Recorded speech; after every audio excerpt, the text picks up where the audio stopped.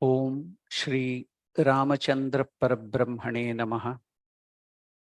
Prasannatam Yana Katabhishekataha Tatha Namamlau Vanavasa Dukkhataha Mukhambuja Raghunandanasya me Sadastu Sa Manjula Mangala Prada. Om Sthapakaya cha Dharmasya Sarva Dharma Swarupine Avatara Varishtaya Ramakrishnaya te Namaha.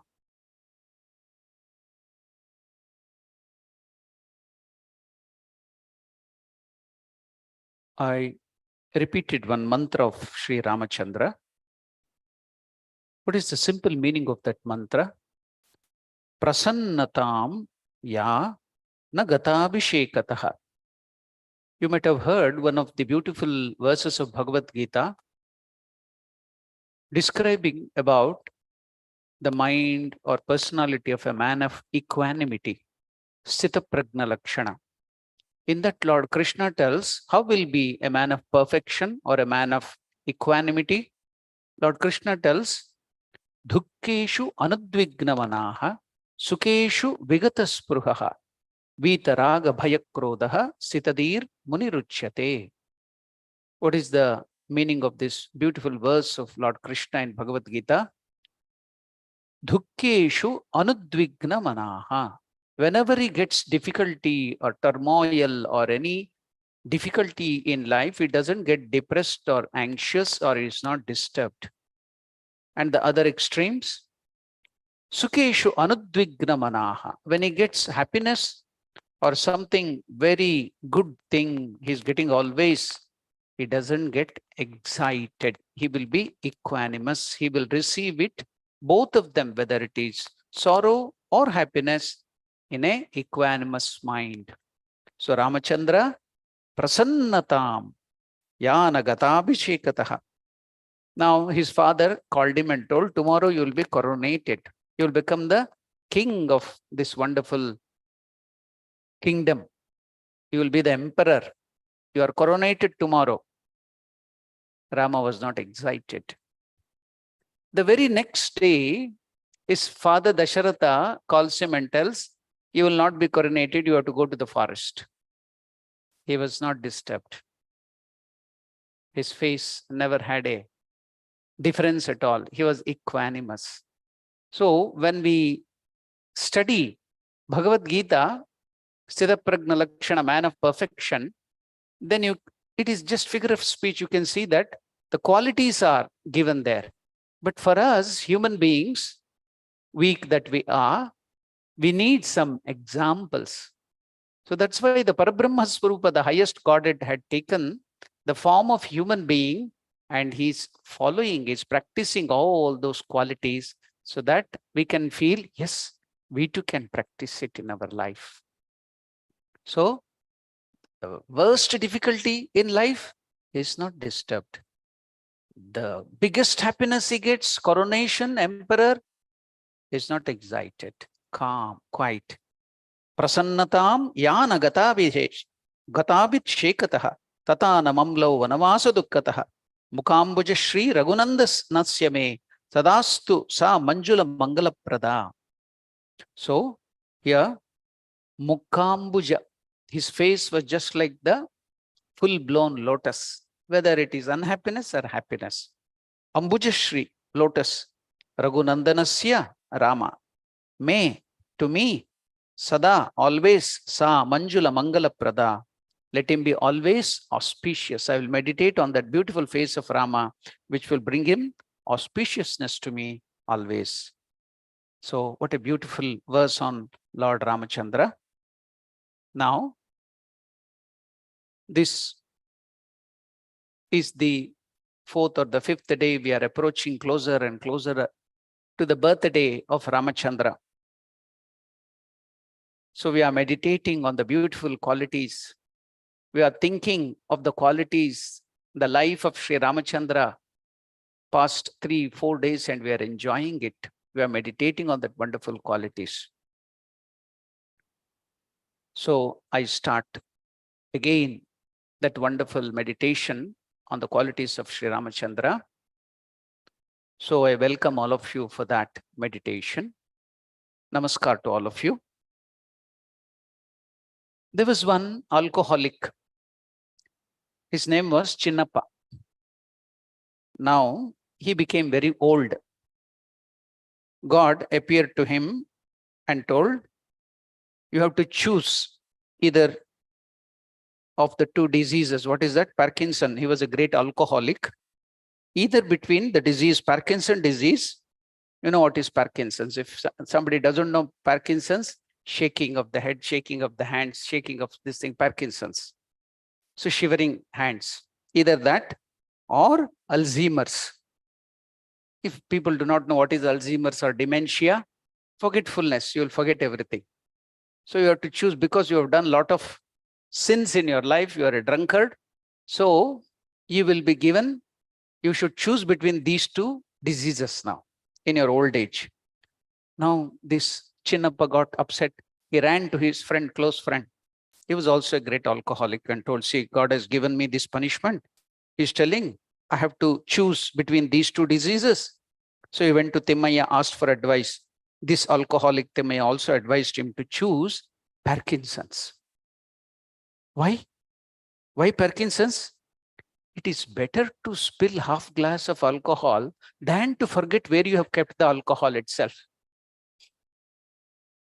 So now we should always remember, we should not forget the name of the Lord. That is very, very important in life. If you start thinking of God now, then at the time of old age, then there will be no chance of getting. Let us have Parkinson's, no problem, but you will not have dementia if you start thinking, if you start meditating on the name of the Lord. So now, a small child of 5 or 6, she came from the school. Mother got a complaint from the headmaster. The mother is complaining to that girl, your headmaster is just off the phone. He says you are political in the classroom. The child told to the mother, mother, teacher asked me, why are the pyramids in Egypt? I told the truth, because they are too heavy for the British to steal and carry away to England. Just now, I think the last song sung was Payoji Maine Rama Ratan Dhan Payo. Mirabai's song. Mirabai is telling, yesterday I told that meaning. I have got that wonderful gem, Rama Nama. Then in that, what was told? Karachaina Kutaiva ko choruna lutai. How much ever you go on using that, it will never decrease. It will increase. And choruna lutai, thief cannot steal it. See here, the British could steal anything. Could they steal pyramid? No. So likewise, you know, the founder of ISKCON, La Prabhupada, while he was going to England, the immigration people there in Britain, I don't know where, but they asked him, why are you coming to England? What work do you have here? So La Prabhupada replied, see, you have stolen everything from India. All the wealth, riches, everything.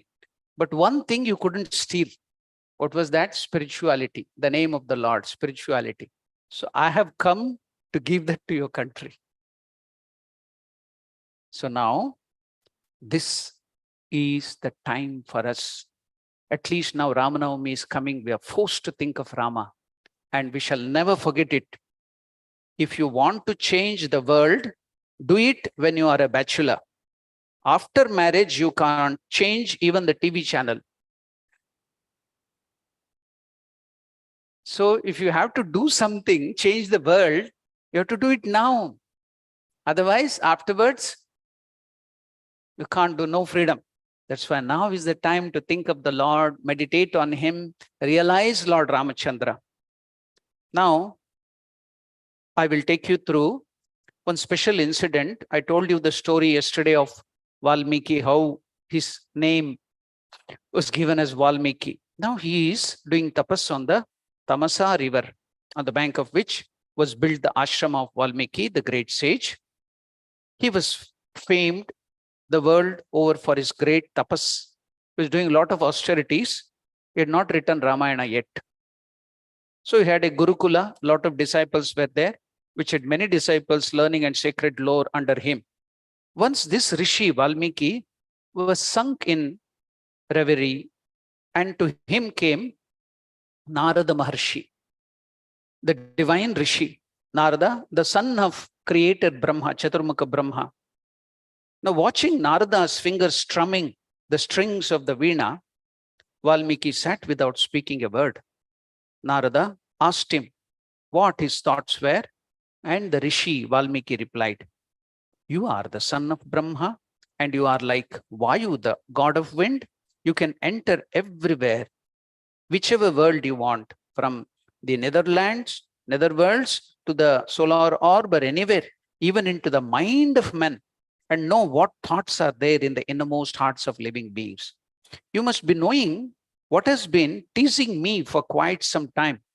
I wonder if there is in this world of men a single individual, a man blessed with all the many good qualities which one can think of. Tell me, O great Rishi, tell me what these." So now Narada is telling, can you enumerate or tell what good qualities, or what the qualities you are thinking that a man should have?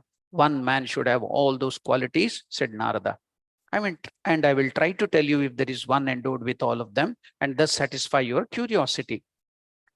Valmiki Maharshi told, integrity, said Valmiki. Integrity, bravery, righteousness, gratitude, truthfulness, dedication to one's principles, character without blemish, concern for the living beings, learning, skill, beauty, a pleasing appearance, courage, radiance, ability to keep anger under control, perfect control, a lack of jealousy at all times, undaunted heroism, which one can frighten even the celestials. Valmiki paused for a while after enumerating all these many qualities, and then said with a smile, I know I'm expecting perfection in a human being, but I wonder if there is such a person. Is it possible for a single man to have all these qualities? No, suddenly I remember one incident which happened in Bangalore Ramakrishna Ashram. Revered Swami Yatishwaranandaji Maharaj was the disciple of Swami Brahmanandaji. So Revered Yatishwaranandaji was the vice president, and he was living in Bangalore. He was a guru at the time, a realized soul. Every day after supper, there would be night class. They would read either gospel or something from the scriptures, all the brahmacharis, sannyasins, monks, up to it will start even now, every day it happens in most of the ashrams in India. 9 to 9:45 or so, they'll be reading, discussion. Then after that, they will discuss the things of the ashram, what to be done and everything. That is the routine. Now, that day, the discussion was, the cook had run away. There was no cook in the ashram. Now, they were searching for the cook. Now, all the brahmacharis and the monks, they were discussing, how should the cook be? What should be the quality of that cook? Now, all brahmacharis there, young brahmacharis, this was told to me by Revered Harshanandaji Maharaj, who trained me for 29 years in Bangalore, but he's no more. He told this incident. All the brahmacharis there were telling, Swamiji, the cook should be unmarried. The cook should not smoke. He should not be alcoholic. Should not go out of the ashram. He should be always in the ashram. He should be very good. So many qualities they were telling the cook should be like this, like that, like that. And all of them told all the qualities, wonderful qualities. Then Yatishwaranandaji Maharaj, the great realized soul who has written the book Meditation and Spiritual Life, was smiling. It was finished. Have you finished telling all the qualities of the cook? Yes, Swamiji, we want such a cook. Then, and also one more thing, you should cook very well. That also is important.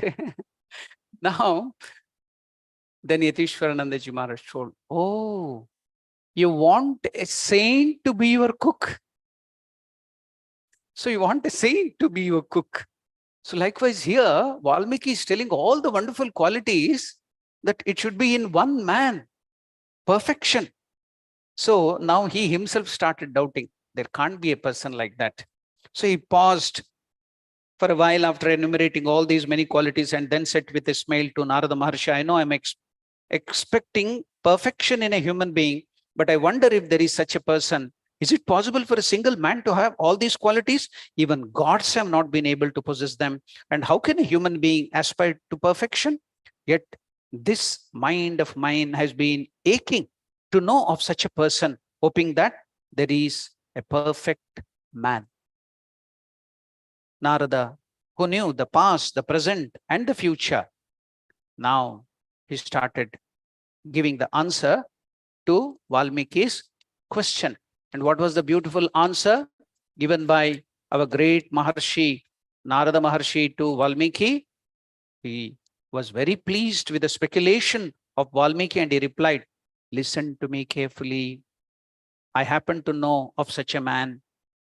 He looked thoughtful as though he were trying to collect his memory and said, as you rightly observed, it is very hard to find a single individual endowed with all these glorious qualities which you have enumerated. But I will tell you about one man who can be said to have attained perfection in this world of men. In the line of the Ikshvaku Vamsha. Ikshvaku is a family of the kings. There is a king by named Rama Chandra. He is the man you are looking for. He is unruffled by the sway of the emotions. He is powerful. He has a very attractive personality. He has charm. And at the same time, he is firm in his mind. He is highly intelligent and just. You can't get these two qualities. Very intelligent people will not be just. Very just people will not have high intelligence. But he has both. He's highly intelligent. He's just. He has no foes, no enemies at all. Why? Since he has subdued all of them. As for his looks, he's broad-shouldered, with long arms, a wide chest, a large and beautiful forehead, and a very attractive gait. He's neither too tall nor too short. He has large and liquid eyes. See, these are all helpful for you to meditate on Ramachandra. All these qualities, if you remember, you can nicely meditate on Ramachandra. So what beautiful expression. He has large and liquid eyes. He is well versed in the Shastras, that is the scriptures, and is very pondering on the great truth beyond the comprehension of all human thought. He is dear to everyone. He is very noble and good, and all gentle people gravitate towards him like the rivers flow continuously towards the ocean. Rama knows no partiality, and he is ever gentle and pleasant in his speech. All the good and great qualities which you are looking in a man are found in this king who is the son of Kausalya. See, Narada didn't tell son of Dasharatha, but he's telling son of Kausalya. Why? To get all these qualities, the major role is of the mother. Mother is the first guru. Second guru is father. Then comes all the teachers and other people. So mother plays a very, very vital, important role in shaping the life of a child. She is the first guru. That's why Narada Maharshi is telling the son of Kausalya. In nobility, he resembles the mighty ocean and is firm in his conviction like the Himavan. Now, if you go on telling this quality, it will not be so interesting because it's all qualities, adjectives. But you should see something in the life, isn't it? So let us go through the life, some incidences. So what is the thing which I have taken up today? What is the topic of that incidence? Sita's admonition to Rama. Can you imagine? I have taken a very peculiar subject. Sita is admonishing Rama. That is the topic. Now they've come to the forest, Vanavasa, 14 years. They've come to the Chitrakuta forest, and after Bharata, yesterday I told about Bharata's meeting and all the other thing, Dasharatha has passed away. Now they left that place. They have come into the Dandaka Aranya, which is now in Orissa and Andhra Pradesh. That area is called Dandaka Aranya. So they have come to this forest, Dandaka. While they were walking and talking about different impressions of the Dandaka, that is the forest, Sita, Mother Sita spoke a few words. She spoke with diffidence, but with great affection, but with a desire to express her opinion on something which happened. Sita said, Rama, the word Dharma, righteousness, has such subtle shades of meaning. It's very subtle. It is couched in no uncertain terms, and yet it is not always easy to know what one's Dharma is. To act rightly without swerving even a hair's breadth, it is possible only for one who has no desires in his mind. Only a person who doesn't have desires in his mind can behave like this, not swerving even a bit, even a hair's breadth from the Dharma righteousness. I'm wondering about it since some time now. So in the forest, in the Dandakaranya with Rama Chandra, Mother Sita is thinking of this subtle subject. She's not afraid of the forest, wild creatures or other dangers. She's thinking of this wonderful subject. There are three attitudes towards the observance of Dharma. There are three attitudes towards the observance of Dharma. Am I right, Ramachandra? The three should be avoided if one should be righteous. Uttering a falsehood is the first of these three. Mother Sita is telling Ramachandra, what is the first thing which we should not have? Uttering the falsehood. That is the first condition of the three conditions. Uttering a falsehood is the first of these three. It is a great sin. A great sin is, a greater sin is desiring to possess the wife of another man. Mother Sita is telling, what is the greater sin? Now the, what you call, superlative degree, like that she is going on one by one. First, good, bad, better.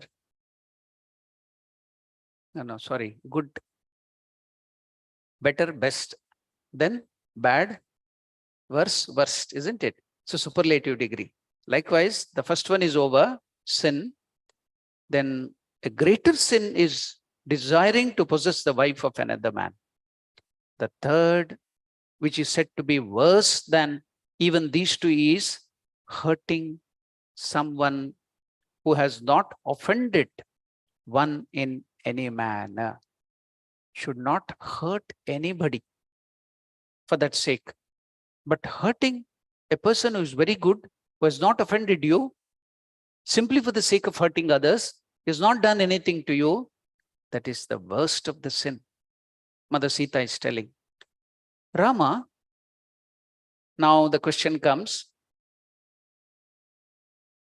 you have never been guilty of speaking an untruth. See, a wife praising a husband is very, very difficult. She knows all the weakness of the husband. The husband cannot hide anything from the wife. So now wife is praising. Just imagine the quality of Ramachandra. And she's telling, I know, Rama, you have never been guilty of speaking an untruth. So you can take for granted, it is taken for granted that Rama is very, very truthful. Why? Because the wife itself is telling, Rama, you have never been guilty of speaking an untruth. You have not done it so far, and you will not do it in future, that is certain. As for the second sin, you are not guilty of that either. What is that? Seeking for another man's wife. That I know you are not guilty of that either. Never once have you looked at anyone other than me. See, Mother Sita is telling, never once in your life you have looked. And what is the quality of Lakshmana? Brother, younger brother Lakshmana. It was the time when Sita was abducted, and while going on the way, she had dropped the ornaments so that Rama should know the path where Ravana had taken. And it was in Kishkinda. where Vanaras had collected all that ornaments and were showing it to Rama. Rama showed it to Lakshmana and told, Lakshmana, can you identify your sister-in-law's ornaments? No, oh Lord, I can't identify. Why? I have never seen her face until now. I have seen only her feet. So if you can show me the foot ring, I can identify. I cannot identify any of the ornaments because I have never seen any other part of Mother Sita. Only her feet. That was Lakshmana's purity. Then think of Rama's. For that 14 years, he had maintained brahmacharya, strict brahmacharya. He did not sleep. He would be serving Rama Chandra all the 14 years. No sleep. Because of that, what was that? Ravana's son, Indrajit, had a boon. That a person who has maintained strict brahmacharya for 14 years or who has not slept for 14 years only can kill you. He didn't mean to get that boon for that. No, for the sake of purity, to serve his brother was only the motive. The love of the brother, the brotherly love, I've been telling all these days, ideal. The family of Ramachandra, it stands for ideal. Ideal brotherhood. How Ramachandra loved his brothers and how Lakshmana loved him. Sacrifice, based on sacrifice. How should be the ideal couple? How should the wife and husband live? Everything is there. Now, Mother Sita is telling, Rama, never once have you looked at any woman other than me. You have seen all other women like your mother. Sita paused and Rama smiled at her as if to say, go on, tell me what you want to. I will listen. Do not be hesitant. Sita spoke softly and said, but Ramachandra, I am afraid that the third sin may taint you in your partiality towards the inmate of the forest, the rishis, the good people, the saints. You are very partial to the good people. What has Krishna promised? Why do I take avatara? Yada yada hi dharmasya glanihi bhavati bharata abhyuttanam adharmasya tadatmanam sujamyaham paritranaya sadhunam vinashaya cha dushkrutam. I come down again and again to this world taking avatar. Why? To protect the good. Paritranaya sadhunam, the good people, the rishis, the saints. I come down to protect them. And another, to destroy the wicked, to punish the wicked. Vinashaya cha dushkrutam. Now, Mother Sita is blaming Rama. I'm afraid that the third sin may taint you, Ramachandra, in your partiality towards the good people, towards the rishi, towards the saints, the inmates of the forest. You have decided to fight with the Rakshasas, the demons, the bad guys who have not offended you. They have not troubled you in any way. See the motherly heart of Sita. Anyway, Sita is the mother, isn't it? The mother, universal mother. Her love pours out not only to the good, but also to the bad. That was the trait you could see in Holy Mother Sharda Devi too. Durjana, Sajjana also, the good people were also your children. Even the bad were your children, O Mother Sharda Devi. And here you can see that quality in Mother Sita. Even her kindness flows towards the demons too. When she was tortured by the demons there in the Ashokavana, Hanuman has come and Ravana was killed. Now she's freed. And Hanuman told, Mother, tell me these demonesses who have troubled you. I'm going to smash them, make them chutney now. Who have troubled you? Come on, tell me. Then Mother Sita told, no, you should not punish them. They have done unknowingly. They're innocent because Ravana commanded, they did like that. Nakaschin naparadhyate. There is nobody in this world who will not commit mistake. All commit mistake. Should learn to forgive Hanuma. That was Mother Sita's motherly heart. Forgiving even the demons who had troubled her so much, tortured her so much. Now, Mother Sita is telling, oh Ramachandra, you are very partial to the good people, but the Rakshasas, the demons, they have not offended you in any way. Was this why you came to this forest with bow in hand? Is the bow an indication of the future sorrow in store for us? I'm scared, my Lord, of the possible consequences. Ever since you gave them, that is the rishis, the saints, your word to that you would fight with the rakshasas, the demons, and rid the forest of them, I've been worried. I'm against your proceeding into the forest any further. I will give you my reason. The moment your eyes light on a demon, rakshasa, your fingers will be itching to kill him. And to you, to think is to act. Fire increases in strength when fed by firewood or a fuel.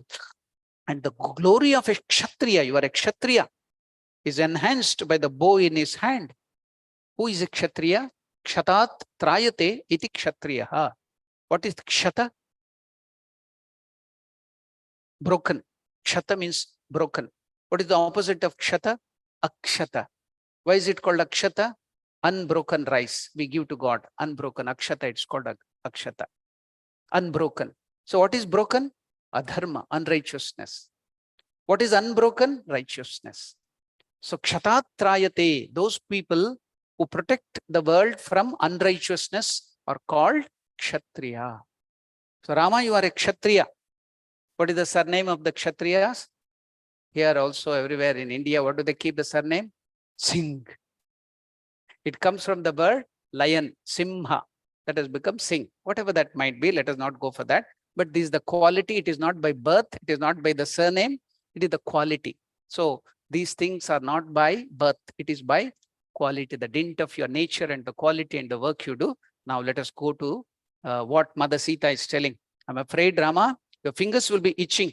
Fire increases in strength when fire fed by firewood, and the glory of the kshatriya is enhanced by the bow in the hand.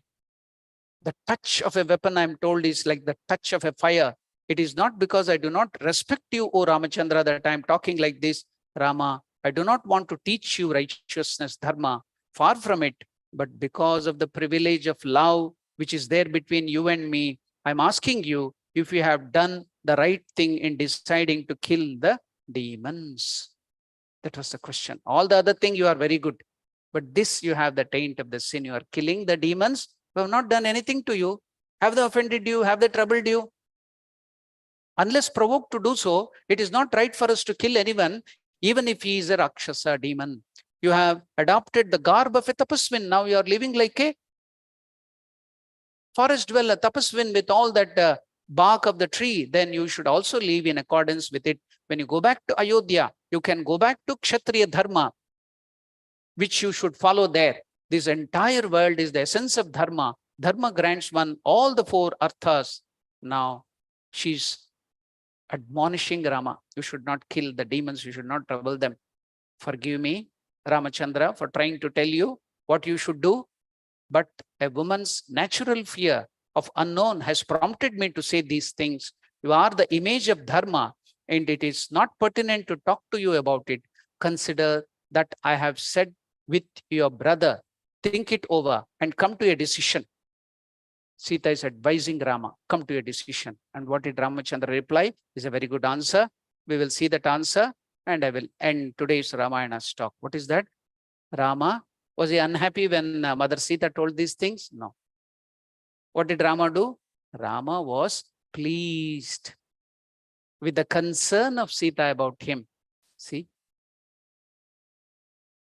Rama was pleased with the concern of Mother Sita about him. He knew what was worrying her, and he said, Sita, I will never swerve from the path of righteousness. You know that. You are the daughter of Janaka, the greatest of saints. And it is not surprising that you should know all the nuances of righteousness, dharma. But I'm sorry for these saints, the rishis. Consider these rishis.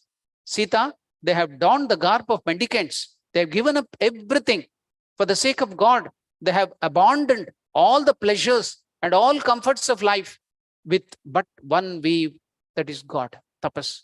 They are now distressed because of these demons, and they have come to me asking me to save them. They have lost their peace of mind, which is essential for meditation, and such good people are tortured and eaten. Their fleshes are eaten. They are eating these rishis, the demons, cannibals. These men have come to me and they asked me to protect them. When I heard them, the only words I could speak were the ones you heard. They called me their own refuge, and I have assured them that I will do what they have asked me to. Tapas is very difficult. To think of God is very difficult to undertake, and they have done it. I consider it my duty to help them pursue their process towards God. I cannot go back on my promise. I have given a word now. I am very truthful. Now, see the words of Rama Chandra. You will be shocked what Rama tells. Sita, I may give up my life. I may give up Lakshmana, my brother who is very dear to me. I may give up you too, Sita. I may give up you too. I will give up Lakshmana. I may give up my life too. But I will never give up truthfulness. But I have to keep my promise to the rishis. I will not go back. So truthfulness is not just telling things as it is. Giving a word, keeping the time is all different aspects of truthfulness. Rama is telling, I have given the word that I will protect you. I will not go back. I may give up my life. I may give up you also, Sita. I may give up Lakshmana also. But I will never give up righteousness, truthfulness. These are the words of Ramachandra. Are these not? See what there Narada Maharshi told? Man of integrity, perfection. All those qualities you can see here. Wonderful qualities you can see here. There it was just figure of speech. Here, practiced. I cannot go back on my promise. I may give up my life, Lakshmana, and even you, Sita, but I have to keep my promise to the rishis. Even if they had not asked for me, asked for it, I should have, on my own accord, offered to protect them since I am a Kshatriya. I'm charmed by your concern for me, Sita. I know that advice is given only to those whom one is interested, and you are interested in my welfare. It befits your birth, and it is but right that Rama's wife should be zealous of righteousness. Sita, you are my Sahadharmini. A wife in India or in Hinduism is called Sahadharmini. What is Sahadharmini? A wife is a person who takes the husband on the path of righteousness, is wife, not on the path of pleasure, not Sahakamini, one who takes only on pleasures, enjoyment of life, but Sahadharmini, on the path of righteousness is a wife. So Ramachandra is telling, are you not? You should be concerned about my righteousness, but I have made up my mind to kill the bad people in Dandaka to protect the good people and make it happy and safe for the dwellers here. So many beautiful qualities are there in Ramayana. Every inch of it, the perfection, how a perfect man should be. That's why Ramachandra is called Maryada Purushottama. Purusha Uttama, the best among human beings, perfect human being. So when we see him doing that, we will also get inspired. As I told you yesterday, if you have an ideal in your life, if you commit mistakes, 10,000 mistakes with an ideal in life, you may commit 50,000 mistakes if you don't have an ideal. So Vivekananda tells, always have an ideal. So have the ideal of Sri Ramachandra in your life. You may commit 1,000 mistakes, than 50,000 mistakes. So that is the reason why we study, meditate on Ramachandra, read this life all these days. In future, don't stop after Ramanavami also. Continue reading every day, one page of Ramayana, one page of Gospel, one page of all these things. They are the ideal before us. And now we will become perfect and perfect human beings. Thank you. Om Shanti Shanti Shanti. Harihi Om Tat Sat. Sri Ramachandra Arpanamastu.